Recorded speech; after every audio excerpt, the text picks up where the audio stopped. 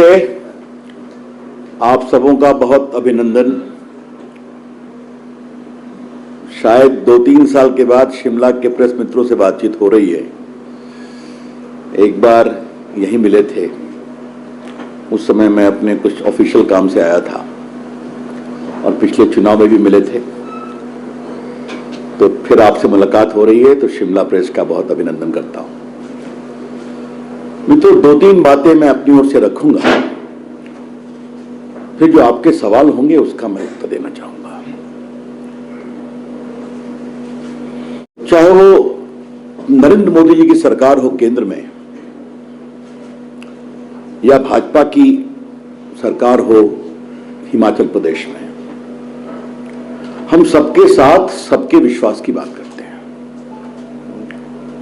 और आपने देखा होगा कि गरीबों, पिछड़ों, अति पिछड़ों, शेड्यूल कास्ट, शेड्यूल ट्राइब की जितनी चिंता नरेंद्र मोदी जी की सरकार ने की और यहां पर भाजपा सरकार ने की, ये सबों से हम सभी परिचित हैं।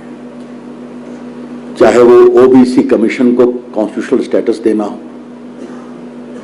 एक बहुत ही योग्य scheduled caste leader Ramnath Kovind ji को भारत का राष्ट्रपति बनाना हो, और एक बहुत ही समर्पित शेड्यूल ट्राइब नेत्री द्रौपदी मुर्मू जी को भाजपा का राष्ट्रपति बनाना हो, या केंद्र में सबसे बड़ी संख्या में ओबीसी मिनिस्टर्स का रखना हो, और जो शेड्यूल कास्ट, शेड्यूल ट्राइब के लिए बाकी अलग कार्यक्रम चलाए गए, दोनों को एक प्रकार से अलग अलग कॉन्स्टिट्यूशनल कमीशन बना दिया गया। एससी कमीशन अलग है, एसटी कमीशन अलग है। तो ये भाजपा का रिकॉर्ड है। और कोरोना में जिस तरह से काम किया गया गरीबों के लिए, बाकी आप सभी जानते हैं। इसी क्रम में मैं एक बात और बताना चाहूंगा। कल सुप्रीम कोर्ट का एक फैसला आया है। इकोनॉमिकली रिजर्वेशन के 10% परसेंटेज को सुप्रीम कोर्ट ने वैलिड माना है।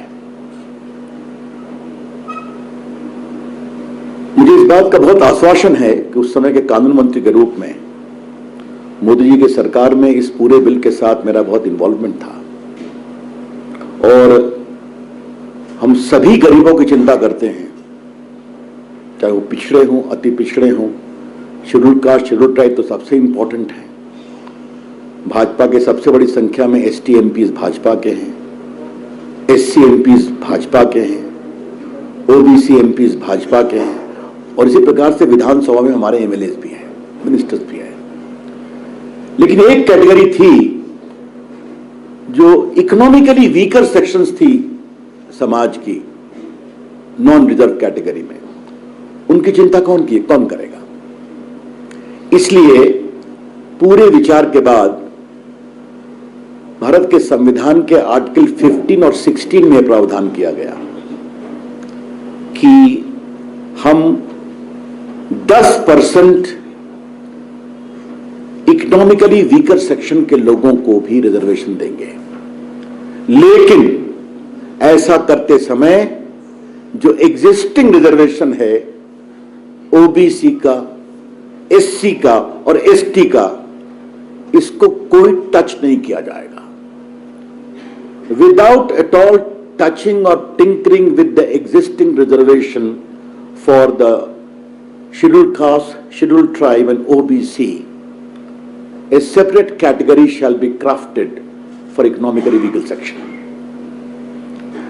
आपको मालूम है कि देश में जो भी रिजर्वेशन है वो 27% ओबीसी के लिए है, 15% शेड्यूल कास्ट के लिए है और 7.5% शेड्यूल ट्राइब के लिए है। This makes 49.5%।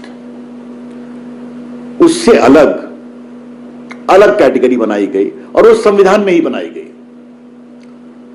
तो सुप्रीम कोर्ट में चैलेंज हुआ, ये लॉ 2019 में बना था, लेकिन सुप्रीम कोर्ट में सुनवाई में 4 साल लग गए और आज ये वैलिड हुआ है। तो हमें बहुत गर्व है कि नरेंद्र मोदी सरकार जो सबका साथ, सबके विकास की बात करती है,